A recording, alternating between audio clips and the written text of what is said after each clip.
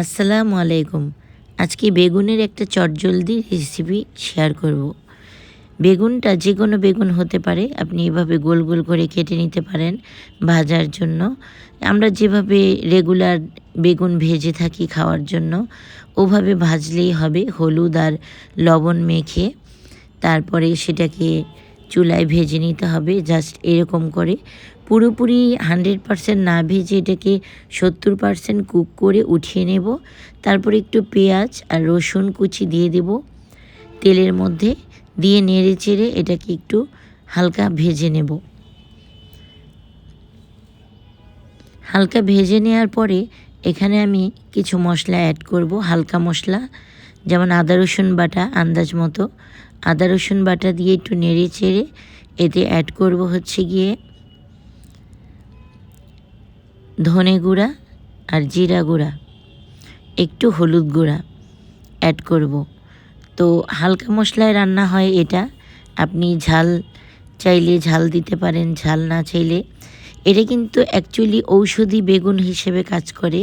এটার মধ্যে এই বেগুনটা রান্না করে বেশিরভাগ ক্ষেত্রে রোগীদের খেতে দেয়া হয়, যারা অপারেশনের রোগী বা যাদের কোনো ইনফেকশন থেকে থাকে।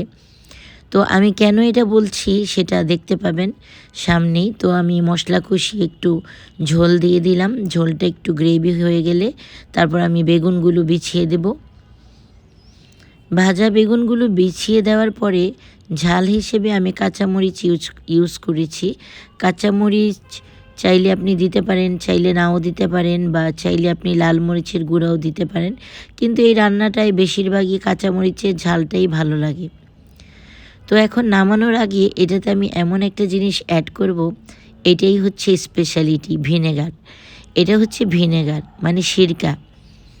অল্প পরিমাণ, মানে 1 টেবিল চামচ পরিমাণ সিরকা ছিটিয়ে দিয়ে এটাকে নেড়ে চেড়ে কিছুক্ষণ স্ট্যান্ডিং টাইম দিব। তারপর ধনেপাতা ছিটিয়ে এটাকে নামিয়ে পরিবেশন করব। এটা হচ্ছে যাদের অপারেশন হয়ে থাকে বা সেলাই থাকে বা ইনফেকশন জাতীয় কিছু থেকে থাকে, কিছু কিছু কিছু জায়গায় হাসপাতালে রুগীকে এই খাবারটা দেয়া হয়, কারণ এটাতে সিরকা দেয়া থাকে। তো আপনি লম্বা বেগুন যেটা আছে সেটাও কেচে তারপরে ভেজে নিয়ে এভাবে করতে পারেন। আর আমি এটা গোল বেগুনটা করেছি, অনেকে লাফা বেগুন বলে, এই বেগুনটা দিয়ে এইটা করেছি।